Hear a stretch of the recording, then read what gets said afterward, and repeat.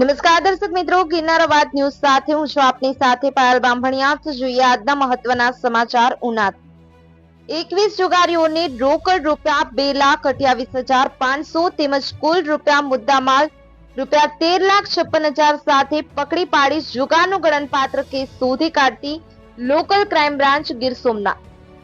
Junagadh range IGP Nilesh Jajadiya, Gir Somnath police અધિક્ષક મનોહરસિંહ જાડેજા દ્વારા ગીર સોમનાથ જિલ્લામાં કાયદો અને વ્યવસ્થાની જાળવણીના ભાગરૂપે જુગાર પ્રોહિબિશનની ગેરકાયદેસર પ્રવૃત્તિ નેસ્તનાબૂદ કરવા સૂચના કરેલ હોય, જે અનુસંધાને એલસીબીના ઇન્ચાર્જ પોલીસ ઇન્સ્પેક્ટર એબી જાડેજાના માર્ગદર્શન મુજબ પોલીસ સબ ઇન્સ્પેક્ટર એસી સિંધવ તથા ટીમના માણસો પેટ્રોલિંગમાં હતા। તે દરમિયાન પોલીસ કોન્સ્ટેબલ રાહુલભાઈ છેલાણા તથા પોલીસ હેડ કોન્સ્ટેબલ ગોવિંદભાઈ વાડા તથા પોલીસ કોન્સ્ટેબલ વિજયભાઈ ચૌહાણ નાઓને સંયુક્ત રીતે મળેલ બાતમી હકીકત આધારે ગાંગડા ગામે આવેલ હોટેલ ભગીરથના રૂમ નંબર 105 માં રેડ કરી હતી, જેમાં સુરતના બે ઇસમો દ્વારા જુગાર ક્લબ ચલાવવામાં આવી રહી હતી।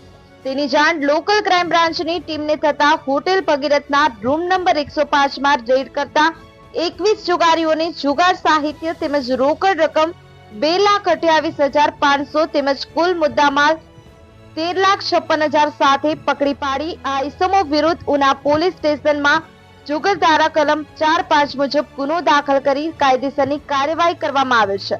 આ કામગીરી કરનાર અધિકારી કર્મચારી LCB in charge police inspector AB Jadeja, police sub inspector AC Sindhav, police head constable Rajubhai Gadhiya, police constable Rahulbhai Chhelana તથા વિજયભાઈ ચૌહાણ, પેરોલ ફ્રોઝ કોડના એએસઆઈ સુભાષભાઈ ચાવડા તથા police head constable Pravinbhai Mori, driver police head constable Rajubhai Parmar ઉપસ્થિત રહ્યા હતા। બ્યુરો રિપોર્ટ, ગિરનાર અવાજ ન્યૂઝ, રમેશ સત્યની સાથે।